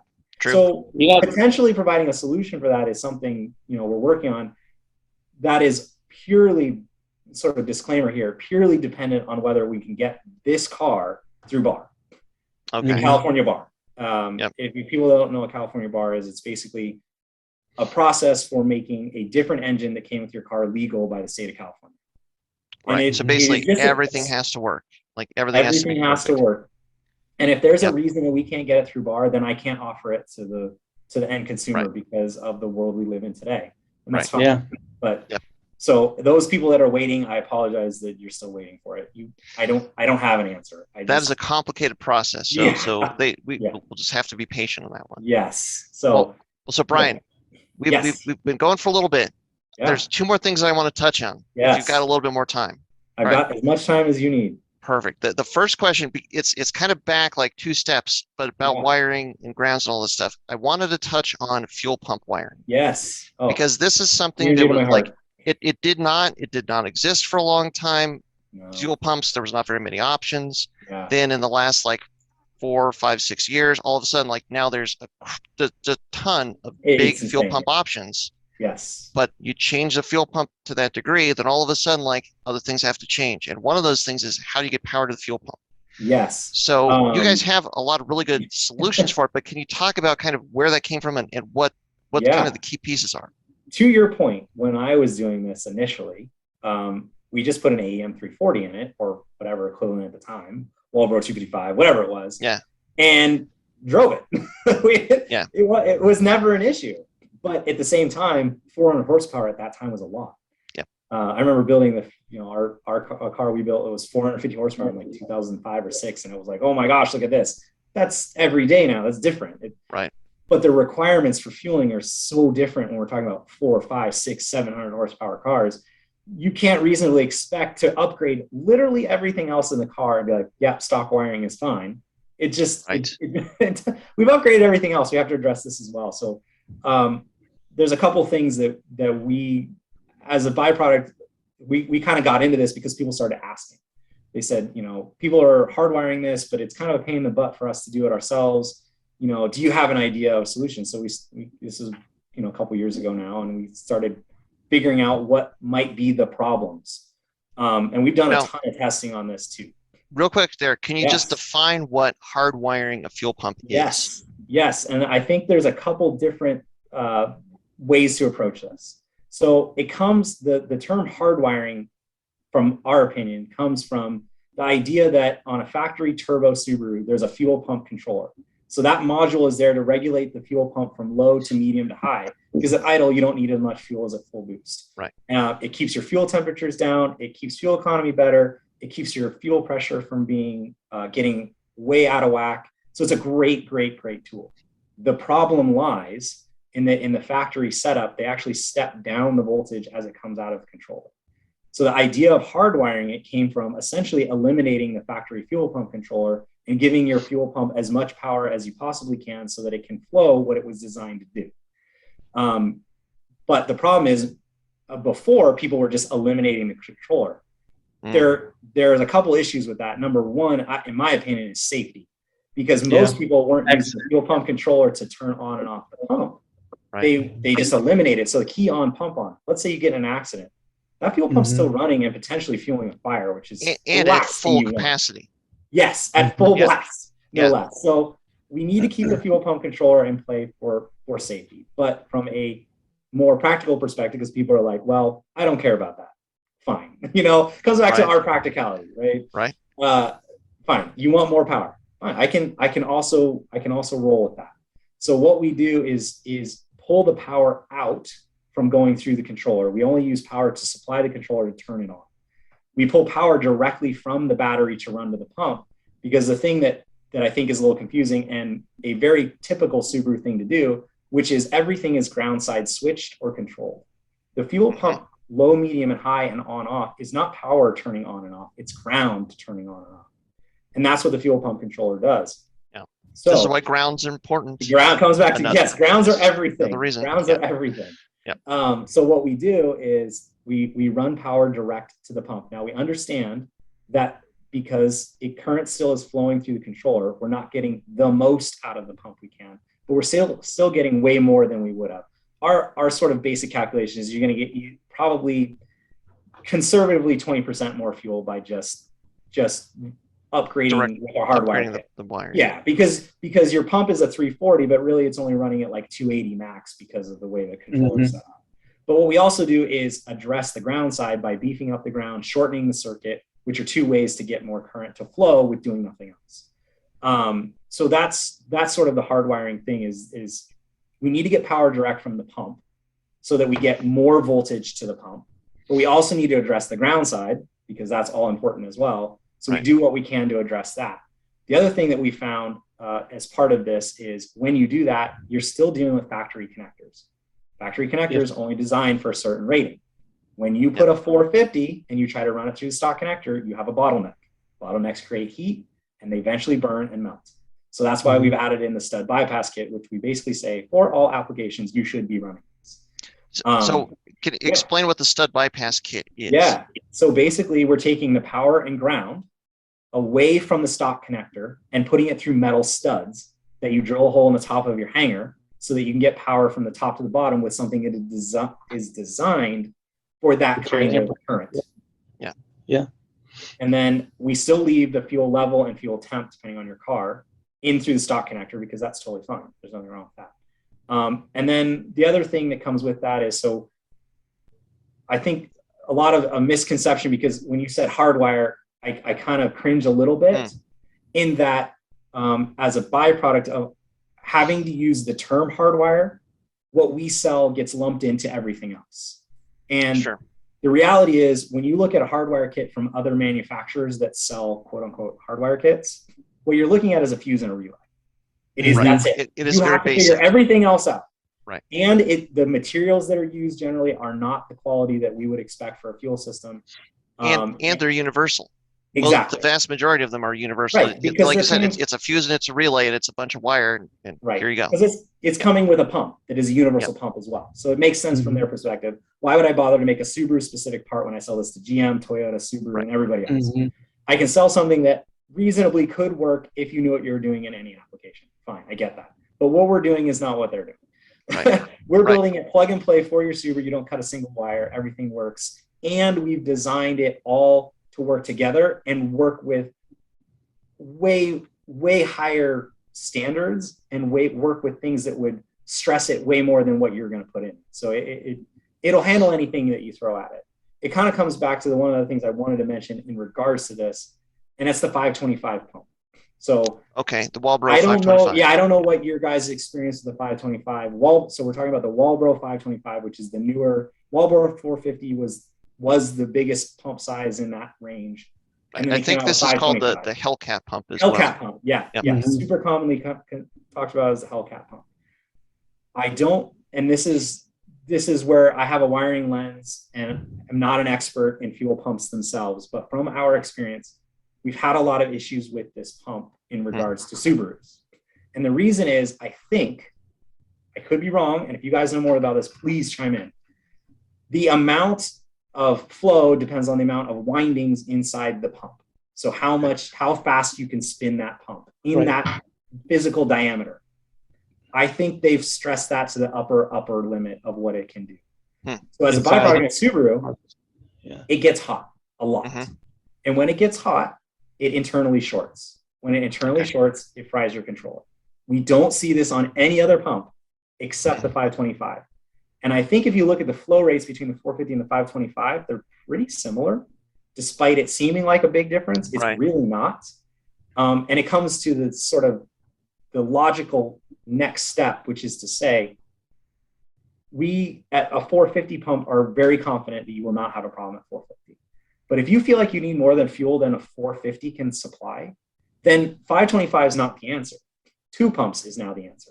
It's either 2 340s or 2 450s, depending on what you can do, or depending on your setup and your whatever you need. Right? It's highly build dependent, and shops like you guys and you would be the better answer to somebody saying, I have this goal. What pump setup should I use? Yeah. From a wiring perspective, if a shop says I need more than 450, then I would say run 2 pumps. Right. And then you guys can determine based on his build what is appropriate. Is it 2 340s? Is it 2 450s? Is it a surge tank? Whatever. And then the other part of this, even from the wiring side, is in the plumbing side, like the fuel plumbing side. Absolutely. Because you cannot, like, there's I think Subaru people, like, we get to the point where there's a simple solution that gets us this far, and all of a sudden it makes making 400 horsepower, 450 horsepower that much easier. Then we'll get to that point, but then it's like, okay, well, we got here easily. We want to get here now. Right, but the step isn't this. The next step is this. This step is way more involved because all of a sudden it's not just a simple drop-in pump. Now it's like, now you have to rethink, okay, how is the fuel plumbed to the engine? Yes. How are you wiring? Like, how can you get electricity to this pump to make enough volume to send to the engine to supply these bigger injectors that are now available that weren't before? Right. And so the wiring and the fuel solutions, it's like, as the OEs, like the Hellcat, like, all right, they decided to make this car that makes, I don't know, what is it, 800, 900 horsepower from the factory. Yeah, absurd amount of horsepower. So they had engineers that had to come up with a solution. They worked with Walbro and they came up with this pump, and now everybody's like, what can I do with this pump? Right. Like, I don't even want to go there, but like the crazy one now is the brushless pumps, like the Veyron. Oh yeah. And like, we see that a lot, and it may be that the brushless pumps take over because they are efficient. I get that. Yeah. But the cost right now just doesn't seem to benefit what you're getting right now. And with anything that will probably change, and that's great. I hope that happens. Yeah. But and there's as a learning of this curve. moment, as we are speaking, generally I would say, if you need more fuel, just run 2 pumps. Like, it's simple. And there's a big learning curve with something that's that different, because like the controlling process for that pump is significantly different. It's its own thing, and you lose. And the big thing is you lose when you do that the ECU control of your primary fueling, which you can talk to any tuner they want. I mean, it's everything. So leaving that fuel pump controller in play also allows, for a tuning perspective, their lives to be much easier, because as a wiring person, we talk to everybody and we try to weigh everybody's opinions and put them together to create something that will work for everybody, but is also, from a wiring perspective, sound. Yeah. So we reach out to those guys, and that's the thing. And in that regard, sort of the 2 pump setup, we are working on better solutions, because right now, the most of the time with 2 pumps, people are you just run a basic pressure switch. You hit, let's call it 10 pounds of boost, and the second pump will kick on. The problem is it kicks on full blast, and it's a lot. Even though you have the fuel compensation, you will still have a spike, and having to address that spike. So we've got some stuff hopefully coming out later this year to make that a better process, both on the primary and the secondary pumps, to give the tuners more control. Cool. So we think about it from a wiring perspective, but we're also starting to dabble into the electronics side of things to help solve that as a problem, because I don't think most of the manufacturers, like we were talking about, are making a general kit. So to build a module that's somehow Subaru specific is not reality. So to build something that we can say, hey, this is for your Subaru, your tuner's going to love it, and it gives you way more control over both your pumps, is where we need to go, because we hit step one, which is, all right, we can efficiently run 2 pumps, but there's a better way. It's like what we were talking about, like the wiring harness. That was the first big hoop big you guys make it jumped plug through. and play, And now, make it easy. Yeah, if you can make running multiple pumps easier, then that's all of a sudden it knocks down another barrier for that a lot of Subaru people are running into currently. Well, and to your point, in regards to that, like, so one thing to note is the DIT cars, so like 15 plus WX direct injection cars, they have a different fuel pump controller than the EJ platform. So the problem right now is that fuel pump controller, unlike Subaru's normal tendency, is actually to regulate the fuel pump on the power side, which means you cannot hardwire, because if you hardwire it, you lose the controller. So right now we're working on this. This was sort of the initial reason for coming up with controller solutions, because there's a bottleneck here, and unless we can figure out a solution, as the WRXs make more and more power, as they inevitably will, with modifications becoming more readily available for the direct injection platform, with the Ascent as well, and the STI coming out, that will be, no doubt, was it 2023 at this point, will be effectively a WRX Ascent platform. So we need to solve that. So we are in the early stages of addressing that from a wiring perspective for now, and also a controller perspective too, because they're going to have the same problems. You're going to run out of fuel. I couldn't imagine trying to deal with like the BRZ setup where they're running both the sequential. Like I was looking at one of our other friends, Negri's got a supercharged one, and trying to find, like, you're looking through all the data and you're like, oh, why is this fuel pressure dropping off and this was coming on? And you can see like there's a sequence on what fuel pump they're commanding and how much pressure is this, like, and it seems almost random when you're looking at the data. Like, this is exactly how do they decide this, you know? Yes. Well, because luckily the BRZ FRS has that port injection built in, which is great. And you know, and honestly, that's what we're hoping that the SCI gets. Oh man, if they did that, that would be life-changing for the FA platform, because everyone's doing it, but I think right now it's the port injection controlling its side is in such its infancy that that there's you can get it done, it's either on or it's off. Like, it's all or nothing. No, and the ECU has no control, so you're trying to go, I'm guessing when it's going to come on, let me adjust the ECU accordingly and hope I get it right, versus having the tie-in like the BRZ FRS, and I think GTR does that too, has the ability, hey Cobb, if you're watching, we are requesting this. I would love to build a module that had a CAN-based input that opened up a port. Do something like that would be great. I don't expect it. I would love it. Have you considered, and maybe this is part of what you're working on with the car that's over your shoulder there. Have you considered building your own CAN bus for the car, so that you actually have control over everything versus being reliant on the factory one? Yeah. So, well, I guess the question lies in the bus is, we would have to build our own network. That would be outside of the rest of it. The problem is, because the ECU doesn't have 2 CAN networks, I don't have a way of, unless we were to go, you can't remove one, which just isn't, I mean, that's not reality at this point. Definitely not DIY friendly. No.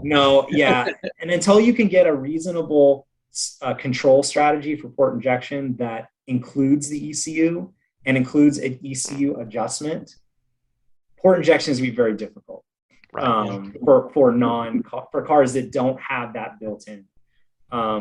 It's just, I've been talking to a bunch of tuners about this lately, because the sort of strategies around that are very similar to a secondary pump. Mhm. And so I was like, oh, maybe we can make this work. But the more we dig, the more barriers we find to making this better than what's already out there. So Right. hard to say where that lies Well, in the future. The cool thing is that you're aware of it and that you're working on it and that other people are aware of it and that like there's a lot of really good minds in the Subaru community. And so like sooner or later, it's like the Subaru community will wear the problem down and they will find a solution. Yes. And I think the other part too is, at least from our experience, obviously from a wiring perspective, we don't have the same sort of competition where other shops and tuners might have, because I'm not in competition with you as a tuner or a shop. Yeah. So we have different relationships with those kinds of people. Then one shop might have a beef with another shop, whatever. That stuff happens. I see it less and less, which is great, but it's still a reality of it. Yeah. Because of that, people are very open with us about their problems and looking for solutions. And we can use that to tie into tuners and shops and engine builders and getting everybody to get an understanding of what people want, because everybody has their, like I said, we always look at them through a wiring lens. I don't look at it, generally speaking, through a tuning lens or an engine building lens. Right. But I have the people that I know and trust that when I need that lens, I can go ask them. Like you guys. That's the cool thing is that there's different disciplines, but they're all related. They all they're all intertwined. We all need each other. Yeah, that's right. Yep. Well, very cool. Well, Brian, I do want to touch on one other thing, and this is a can of worms. Oh gosh! But I'm going to go there because this is one of the main reasons I wanted to kind of bring on one of the topics to talk about, because it's just becoming so common. And then we will finally let you get back to playing with crazy wiring. And that is because you talked about it earlier, is all these different engines from Japan, and there's specifically two of them, which is the EJ20X and EJ20Y. That are we can talk about it. We should. We honestly should. We honestly should. And the reason is that I know for our experience, and then a number of other shops and tuners are getting this call probably all the time day. So what has become super prevalent in the JDM importing has come over as the EJ. I don't even know where the 20XY came from. I'm not even sure, other than it like says it on like the front of the block. I'm not sure Subaru actually references them as this, but I think whatever. They did. Yeah. So at least we're all on the same page. So the 20XY it came out of like 05-ish to like maybe 08. Maybe 10 I think it's actually 03 to in 04, Japanese 04. Number. Yeah, it's 03 to 2008. Yeah. Somewhere in that ballpark. But anyways, you can easily identify it because they have plastic intake manifolds like our like 08 WRX, 05 Legacy GT. Yep. It looks similar to that, but the difference is that I think a bunch of them have the low mount. Some of them have that low mount turbo, which is kind of cool. But they're all that's the Y, the Y, which is the later one, and they're twin scroll, and they have the big thing is they have dual AVCS. And it's the first dual AVCS EJ engine. Yep, absolutely. So, and in this case, being the first doesn't mean it's the best. No, and it's not. and to the point, it's not bad. I think I think the problem comes to the point I was trying to make earlier is know what you're buying before you buy it. Do your research. Don't just buy it because it was cheap or an importer said it would fit. Remember, importers are just trying to sell you something. And this is the problem. And in fact, we've had conversations about this before we had this conversation. Yeah. And that was like, all right, we've got to try and have a conversation about this, get it out there so that we can try and kind of get better information out there for people, because the underlying part of it, what's happening with these engines is that people are advertising them or saying, it can fit all of these cars, crazy amount of cars. You have a 2002 WRX, it's a direct bolt, and you have an 08 WRX, it's a direct bolt, and you have any kind of Legacy GT back to 1997. It's a direct bolt in for your Legacy. It's a direct bolt for your SVX, I swear. Yeah, but it isn't. And on top of that, like there's a lot of differences of this engine because it was like this first dual AVCS engine. Subaru tried a lot of different stuff with it. Yep. And like I said, in and of itself, it's not a bad engine, and you can do cool stuff with them. But you've got to know what all these differences are, and you've got to know that it's not going to be plug and play. It's not simple, and it's not something where like they're advertised so much as being like, oh, it's an $800 pull-out engine that's got like Right. 35,000 miles It's going on to it. magically work. Yeah. And it's unfortunately it's a lot of these people that get in a pinch, and like I've talked to so many people that like usually a lot of times it's their kid's car that Right. had an engine failure, and oh well, I can get this $800 engine off eBay and it's a direct bolt-in from Japan and that'll get us running again. But they get it, they start trying to put it in, and it's just a nightmare. Yeah, and so I think we need to talk about why that is the case. So I think there's a crossover here from the wiring lens to the mechanical lens. So from a wiring perspective, these cars are dual AVCS. So just so we're clear, we're talking about adjustable cam timing, and dual means intake and exhaust because they come in pairs. Sometimes people call it quad because there's 4 of them, but you wouldn't have a right AVCS and not have a left AVCS. Right. So we refer to a single intake only or dual intake and exhaust. These engines are all dual AVCS. And unfortunately here in the US, our only dual AVCS platforms are 08 plus STI. And I think maybe one Legacy. Yeah, there might be like one Legacy that had it. Because didn't we get like 2010 of like one version of low mount turbo? There's single AVCS. Oh, there's still single AVCS. So that's another crazy unicorn. But it's kind of cool, but it's actually not nearly as bad as the 20X and 20Y. Yes. So we have a dual AVCS problem because we don't have it here. And unless you're planning on putting one in your 08 plus STI, you're going to have to deal with the exhaust side AVCS. So generally, if you go to my engine blew up, what do I replace it with? Assuming you find a compatible long block. So number one thing you're looking for is cam position sensors. That is everything, is cam position sensors. So assuming that you have a compatible platform, which would be pretty much any drive-by-wire turbo platform here in the US, theoretically a 20XY could fit in it, because you would put your original intake manifold and harness onto the 20XY long block so that your original computer and all your parts will plug right into it. And it will run.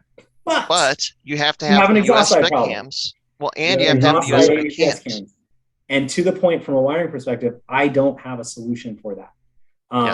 The only thing that could be done is that if you could get and certainly it's an option if you really wanted it, but is to buy a standalone ECU like a Haltech. Let's say you had an 07 STI and you wanted this, or 07 WRX and you wanted this, you can buy a plug and play Haltech that you could add in the exhaust side AVCS. That is an option.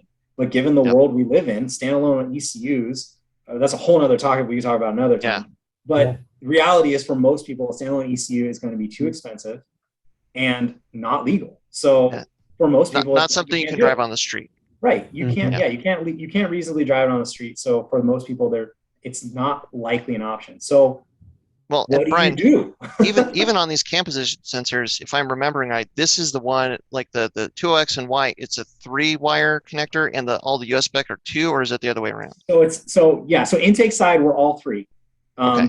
16-bit platform, so 02 to 05 WRX, JDM 01 to 05 WRX, JDM 01 to 05 or 06, I should say, STI. Those are all 2-wire cam position sensors, which is why they're really compatible with our 02 to 05 WRX. So if you have 02 to 05 WRX, definitely look at a 205, 207, early 2000s, because those are great options, basically plug and play. When you get to the 32-bit platforms, they are 3-wire cam position sensors. And remember, 2 and 3-wire cam position sensors are not interchangeable. ECUs do not know what to do with them. You cannot mod them. I have seen people put in the 3-wire cams in the 2-wire cam slots. You drill out the hole, which they don't fit. Thousands. They don't even fit.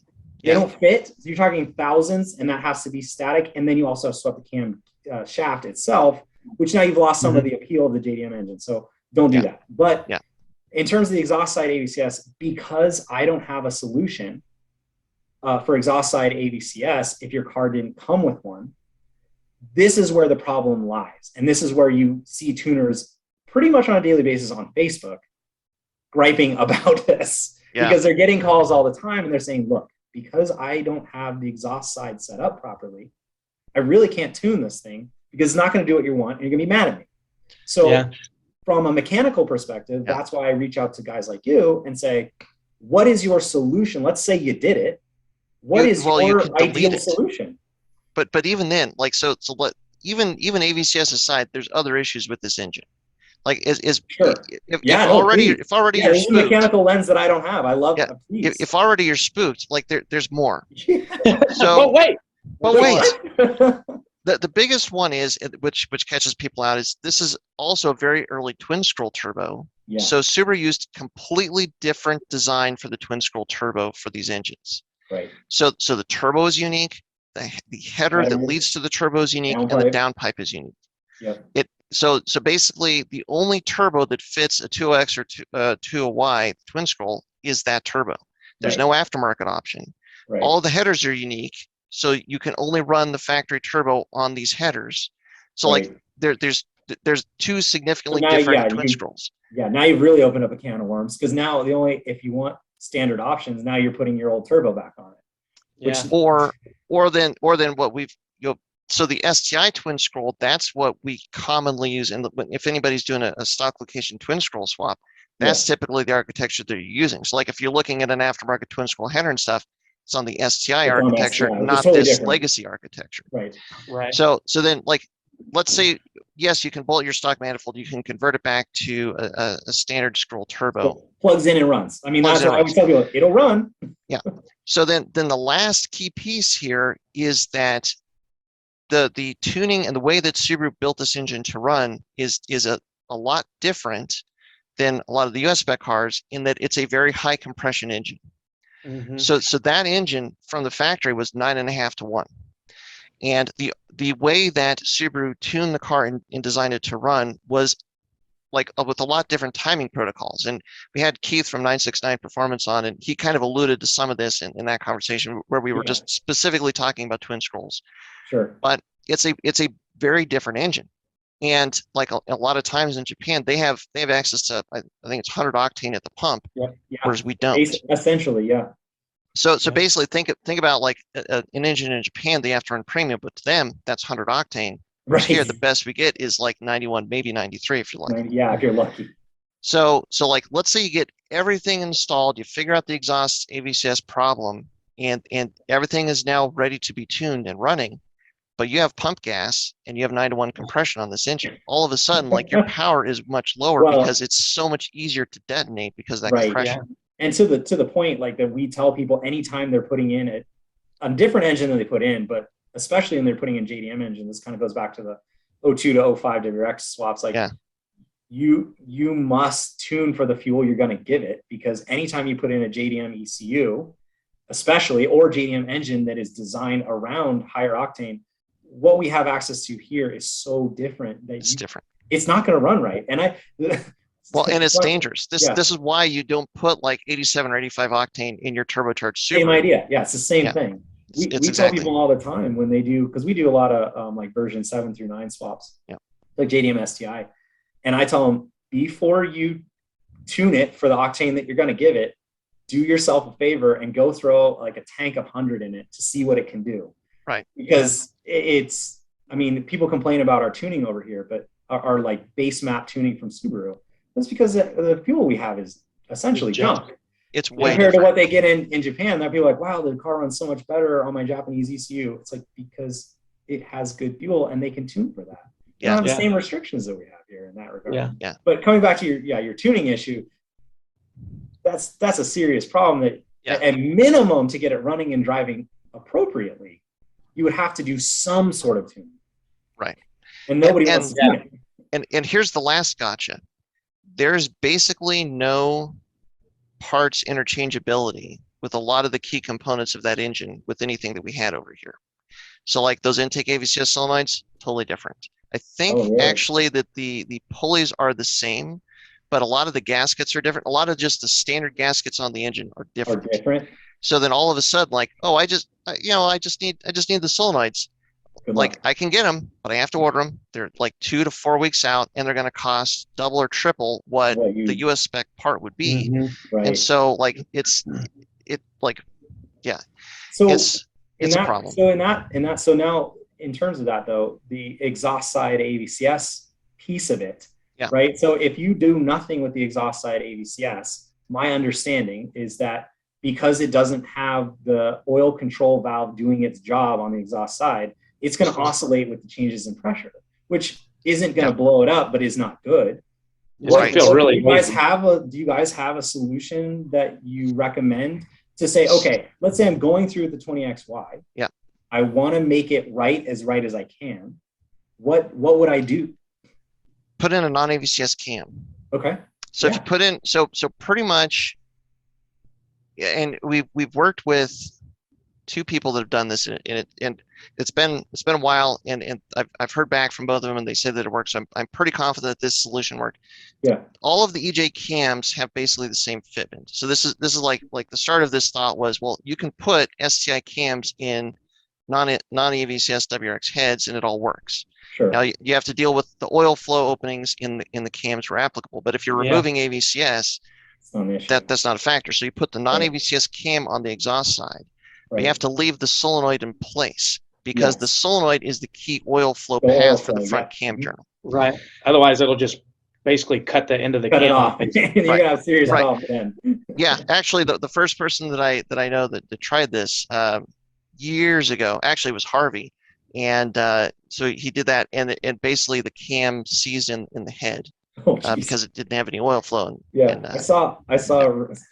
We were hunting around of this recently, somewhat recently, and I actually found somebody on Naziok that like homemade like a replacement part, like to eliminate it, but to keep the oil passage open. And I was like, wow, it was a little block that had like somehow duplicated the oil pathways, but without the solenoid. Yeah, I do recall that, but it's been a while. Yeah, I was gonna say, I think I was looking at something pretty old. If you've got the solenoid, the easiest thing to do is just leave it in there. But so everything has to be there so that the oil has the path to feed the cam. But then you just run it non-AVCS and with a non-AVCS cam gear. Yeah. And then the timing seems to work out. I have seen more reference of late to people where they're leaving the AVCS pulleys on. Okay. And just like you say, I mean, way early on, there was a couple of guys locally that tried that, and what the problem they were having is that the cam phasing would drift. Yeah, which makes sense. So like in an AVCS car, you have a cam position sensor on each cam, and that's watching the advance and retard of the cam phasing to make sure it's exactly in sync. Now, if you have no ECU to look at that, and you also have no control of how the oil is getting into the heads and stuff, then either cam can do whatever they want. Yeah. Now the theory goes, to the best of my understanding, the theory goes that as long as you have oil pressure and you're letting the oil pressure into, like, so with no current, there's both solenoids are in the default position, so the pressure should be the same. Theoretically. In theory. But like, so there is a spring to kind of preload it, and so in theory, with the oil pressure and the preload spring, it shouldn't drift. Sure. But it might, and again, like you're applying a decent amount of force with the timing to get to rotate, so you can't be 100% certain that valve timing is going to be consistent. That's why I thought there was like a lockout pin inside the AVCS gears when it didn't have pressure, because the exhaust cam only retards like 15 degrees too, right? I don't. That sounds actually a little bit more. I don't know if it's that much. High. Yeah, but 15 is not that much. This is where when you look at the cam, it'd be really sleepy cam if it was off like 10, 15 degrees, base center line. Yeah. The best answer that I can give without having like done a lot of extensive testing is putting the non-AVCS cam gears on it. It's fixed. You know that it's fixed, and especially a non-AVCS cam gear on a non-AVCS cam, you know that the orientation position of those two things work together. Because that's the other problem. If you put non-AVCS cam gears on an AVCS cam, that basically the resting position of the cam, the advance is off. Yeah. And so basically you're sitting at the high RPM overlap versus the low RPM overlap, and so you lose all your low end. Right. Yeah. Yeah. That's what I've heard from people that have had it. It's just as a dog down low. Which makes sense if that's the case.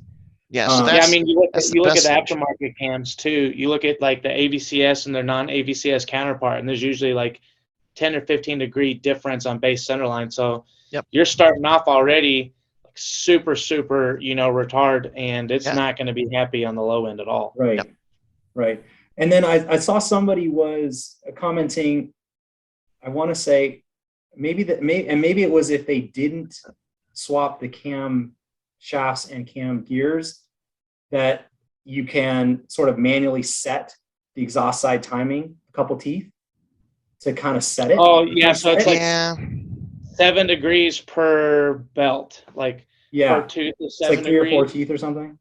Well, I would imagine 2 teeth at the most, because that's Okay. 14 degrees. That's a lot. Yeah. Well, and so like, well, when you're talking about teeth on the timing belt, it's a very fixed jump. Like your Yeah, unit yeah, of yeah. change is 1 tooth, and Right, that's Which it. is 7 degrees, yeah. Yeah. Yeah. So like, if you're gonna play around with that, like you could, I would I've like, done that. so Dussex Okay, I was is gonna actually say, I mean, indexed an engine. That was the and recommendation that I saw, so that's why I want to ask you guys about it, so people would have a more educated answer. Because, like I said, that's just not mine. Yeah, I mean, I will say, like, indexing an engine to make sure that that's right, because you could totally do that, and you could even like fine tune it with eccentric, an adjustable gear. Yeah. Or definitely the with eccentric adjustable pulleys. gear. Yeah. But yeah, you could Oh, fine yeah. tune it, get it really close. But indexing an engine, it takes a lot of time. So like when I had that EJ20X and I had to run it for Superlap a couple years ago, I spent 5 hours indexing that engine to make sure everything was perfect. Yeah. Because I didn't know what I had, and this was a junkyard engine, Right. and Yeah, you know how the absolutely. story goes. But so if somebody's out there like, oh, Ryan Dussex and Brian and iWire said we just jumped 3 teeth and we're good. No, like, yeah, it's like no. No. That's, yeah, no, just I don't- index it. It's fine. absolutely not. That's why I said I've heard a number of people say that, and from people I reasonably would expect they know what they're talking about as well. Mhm. I feel like so- it could work, but I wouldn't trust it to work without the first time I would try it, measuring the indexing of the cam gears to make sure that it is actually within what I would You're consider concerned normal about range. a DIYer's reliability of doing that, especially. Yeah. And then I think it would still present the problem of the cams adjusting based on oil pressure. It wouldn't solve that either. You could still have oscillation. With this, I think it's when they're putting on the non-AVCS cam gear. But if you're doing that with the AVCS pulleys, so there's gear, it's you would still be so you could do this idea in both scenarios. You'd be better off doing this with the non-AVCS cam and cam gear to ensure that you're not getting the oscillation. You could do it with the stock cam gear to get the timing advance set right. But you might lose it because of the oscillation. Oscillation. Oscillation. Yeah. It's one of those things where like I think people have gotten backed into a corner with these things because there have been people that I've talked to that like it fits. It's all that I need. It's $800, and they put it in the car. Like there was one guy that I was talking to locally that it was in the car. They were able to get it to kind of start, but it wouldn't exactly idle. And like that's the point that they were at. Like what happened? Interesting. Yeah. What I mean, I would expect that it would fire up and run. I don't know how well, assuming they were using all of their original wiring and engine, their intake manifold, harness, injectors, all that stuff, assuming that they did that. The problem in this case was they had no cam position sensor attached. That would be now. Then that was where it kind of spiraled. It was like, well, there's 2 cam position sensors on the back of these heads. Mine was a single. I think it was a 2-liter WX where they had a single cam position sensor up front. Yep. And it would kind of fire, but not really. Like it would stumble because it doesn't have cam input. And then it was this whole thing of like, well, what did you do? Well, no, I took the engine and I put it in the car. It bolted right into the car, like those engine mounts. It up. It's an EJ. It's 2 liters. Yeah, and it like the clutch went in. I mean, I'm ready to go, but it just won't start. So what should I do? I'm like, oh man, this is the you're in a spot scenario. Yeah, especially in that application. I mean, that's. But trouble. That's why I wanted to have this conversation because it's like this is happening a lot. Yeah, and it's every day. I see it every, like I said, and I'm sure every shop and tuner can attest to this right now. Yeah. And it's one of those things like I don't fault people for buying it. The importer said that it would work, but it comes back to know what you're buying. Like that, you need to understand. Like, yes, you can make this engine work, but is it the right thing to do? Maybe not. I don't really deal in absolutes because everybody has there's a place for everything. I'll tell you, there was one guy locally that he knew exactly what he was doing and getting into, and he loved these engines. Yeah. Because he was running E85 all the time. He was converting them to he was converting them to non-AVCS all around the board. All around, yeah. And basically he could make, because of the compression, and he's running 85, so it has really high knock resistance and stuff. He was having a blast with these things, and I think he ran 3 of them because he would like one would finally pop, and he's like, $800, let's do it all over. Perfect, do it again. Yeah. If you know what you're doing and you know what you're getting into, like, can it work? Can it be done? The answer is yes, but you've got to know all of these pieces. If you're looking for a basic replacement, spend another $700. Yeah. To get one that is more appropriate for your application. You know, it just, and I want to mention the exception to the rule because as Whitney, my wife, who's awesome and has joined us a few years ago and been a huge part in how we've gotten where we are now. I'm sure John's talked about it a number of times. Is you need to know what you're buying, and because Subarus feel like it should be the same every time, she calls it catching smoke. Because just when you think you have it, it disappears. And this is, so the exception to the rule here is the Legacy GT 2005 and 2006. If you buy a 20X, I think would be the way to refer to this, basically the earlier model that has 2-wire exhaust side cam position sensors. You can put in the equivalent JDM ECU in this car because the cam protocols are the same because they're basic. Because it's the same chassis. Same chassis, basically. And so but you must deal with the immobilizer. There's a couple ways people are doing it. I haven't done it personally, but I know a couple people as such swapped out the like EEPROM, the basic chip for the immobilizer. And I know other people have some other ways of potentially programming it. I've not done any of them, so don't ask me how to do it. I'm just saying that that's what people have done. That's a they-wire situation. That's they-wire. Yes, U-wire. That should be our new name. Usually it's iWire, so you don't have to.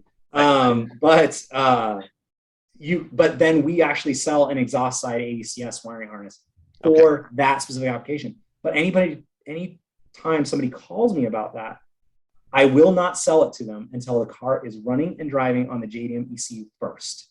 Because I want to make sure that their scenario is correct. They're going to be able to complete the project, and then I give them the little piece that works at the end. Because I don't want to sell you a custom harness that is specific for this application that you can't do anything with and you can't return it if you're not going to go through the process. This comes back to the transparency. I could absolutely throw it your way, and then you'll never get it to work because you couldn't figure out how to get the immobilizer working. You never could find the JDM ECU. Whatever. Those are all. So when people call about that, we do it, but it is specifically 2005, 2006 Legacy GT manuals. And now I want to go buy one. There's got to be a blown up one here somewhere, right? I'm sure there is. What's funny is I didn't know that piece of the puzzle, but now all of a sudden, like, that's why I bet you that's why there's so much misinformation about this. Like, it worked in this very specific set of scenarios. It works in a 2-year car. This is the fault of Subaru people because so many things are interchangeable. It's like, well, if it fits there, it fits everything.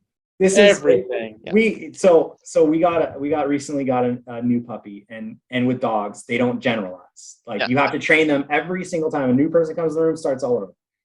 We as Subaru people probably are like dogs in that we can't generalize. Got to start over. We have to restart, and we need to learn how to restart in this case for each scenario because a 2005 and 2006 Legacy is so different than a 2007 and 2008 Legacy.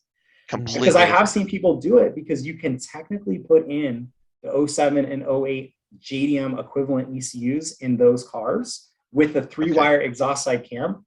But the problem is the CAN system from JDM cars in the US at that point breaks off. So you can put it in there, the engine will run, but those 07 and 08s, a lot of them have SI drive. Doesn't work. You lose a bunch of other features like BDC because the Japanese equivalent cars they broke free from the US in terms of their CAN features. So you can't do it unless you were dead set on dual AVCS and would be willing to ignore all else. And honestly, it's not that much of a benefit to make all of that extra work worth it unless there's some other factor, like you wanted the high compression, like you knew specifically, I really want a high compression engine. I really specifically want a high compression 2-liter engine. Yes. And then and I don't know why but that's what you want, That's that what is you an want. option. I mean, everybody has, people call me all the time and say, you know, I would love to do an 05 STI swap, but I really hate 257s because of ringline failure. I want a version 7. Right. Fine. Sure. You know, you have your opinion. I disagree because we live in the US and I think we need the extra liter of half liter of displacement because we have crappy fuel. But America. Yeah, America. You know, but to each their own. I don't have a problem with that. It just comes back to that sort of idea of like, that's why I don't function in absolute. So I tell people like, I have to. You have to take. I'm trying to put myself in your shoes to understand why you might want to do this, that, or the other thing. But you also need to put yourself in my shoes as a business for a second to make sure that at the end of the day, I can deliver you something that I can reasonably support and know that it works. And that's why some people, you know, I've seen this comment a few times of like, you guys don't do custom stuff anymore, or you're not innovative anymore, whatever. I understand that. And I understand that's what it looks like from the outside. Right. But at the same time, as a business, we have to be able to deliver something that works. And that I know that if you buy it, you'll be really happy with it. I don't want to give you something that doesn't work 100%, or else I won't do it. And to be fair too, like as a business, you don't want to try and have to reinvent the wheel every single time you take on a job. It's so because tiring. it's like really like the thing at this point, if people are kind of wondering about this, it's like, well, to be profitable, you've got to be efficient. And it's like you're talking about at the beginning, where like we're doing the whole harness merge in the car. I'm going to be sitting in the passenger seat or sitting just outside the passenger seat, wishing that I was anywhere other than where I was, and trying to like solder wires underneath, like, and not to mention that doesn't make any sense. And not to mention it's not as good. It doesn't work as well when you do it that way. That's why even if you were down the street from me, I wouldn't do it in the car. I'd make you pull it out of the car. Oh yeah. We do it on the table because we have access to the entire harness to make the end product infinitely better than it would be if I did it in the car. Like that was the biggest thing. I jokingly, for the first few harnesses after I left the other business, started iWire. By the way, I only started on the side to pay bills to finish school. And by the time I was done, I spent the entire 4 years finishing school. It was an 8-year plan. But finishing school, I was looking for the thing that I was going to do because I didn't expect this to be a real job. I still don't have a real job in that I do this every day. But the first little bit I was doing them on tables, but I was still using that trigger gun with a lighter. And I went, what am I doing? And I called it the dome of density because it was just like, use your brain for a second. Like, give it on a table now. The efficiency. You guys just have like laminated sheets, like 12-foot laminated sheets, and you just like lay it all over it, and it's all pretty and stuff. Well, you know what we need to do for this. We haven't done it in a while. We actually done it last shop, but haven't really done it here. You see it in the background of like the YouTube videos. We need to do a shop tour. So like the merge tables, they actually started as in my parents' garage as cinder block with an old like laminate top that my parents used to fold clothes on it, and I drilled holes in that. Okay. And then I had my neighbor across the street who was like a carpenter. He made me my first like tall table, same thing, like a laminate top. And then we moved to this shop. This is shop number 3 technically, and 4 if you count my parents. We bought really nice tables, and they have overhead lights, and they're really cool. And we've actually swapped out all the tables in the entire shop to essentially match these things. Plus, we've got some big tables that people use. I got them. Neighbor at the first shop I had was a sticker guy, and he had those really big like 4x8 tables that he would use to cut stickers, and those like plastic tops so you can cut on them. We have those for some of the bigger projects too. So like we need to do like a shop tour to like so you can see that. But if you check out our YouTube, you can we have a lot of like, here's what it looks like. You'll see it when we do like the Bucky videos and stuff. Like now you know what to look for. Yeah. Awesome. Well, I tell you what, Brian, I think we're getting close to 2 hours, which is crazy. Oh, geez. So I should really say first, thank you. Thank you very much. Thanks for being open to this. Believe it or not, there's stuff we kind of bounced around. We didn't even touch it. Yeah, we didn't even touch most of it. So we might have to come back and do this again. But to anybody that's still listening, thank you. If you're willing to put up with this, I mean, we might have to like cut it so that the EJ20XY is its own thing. I'll pull some pieces. That got buried in the lead. Yes.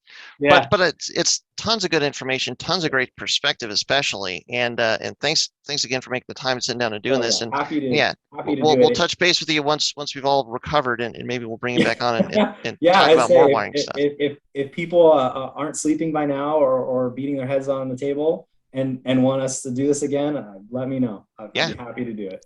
Very cool. Well, thank you again to listen, and this is as good a place to end as any could be. So we'll just say thanks for listening, and until next time, as always, stay tuned with Flatirons Tuning and check out iWire's YouTube channel. Thanks, guys. Thanks everyone for tuning in to the Flatirons Syndicate Motorsports Podcast. Once again, we'd like to let you know that your support is what makes this show possible. Be sure to check out our online store at flatironstuning.com for any of your aftermarket or OEM Subaru parts needs. And as always, stay tuned with Flatirons Tuning.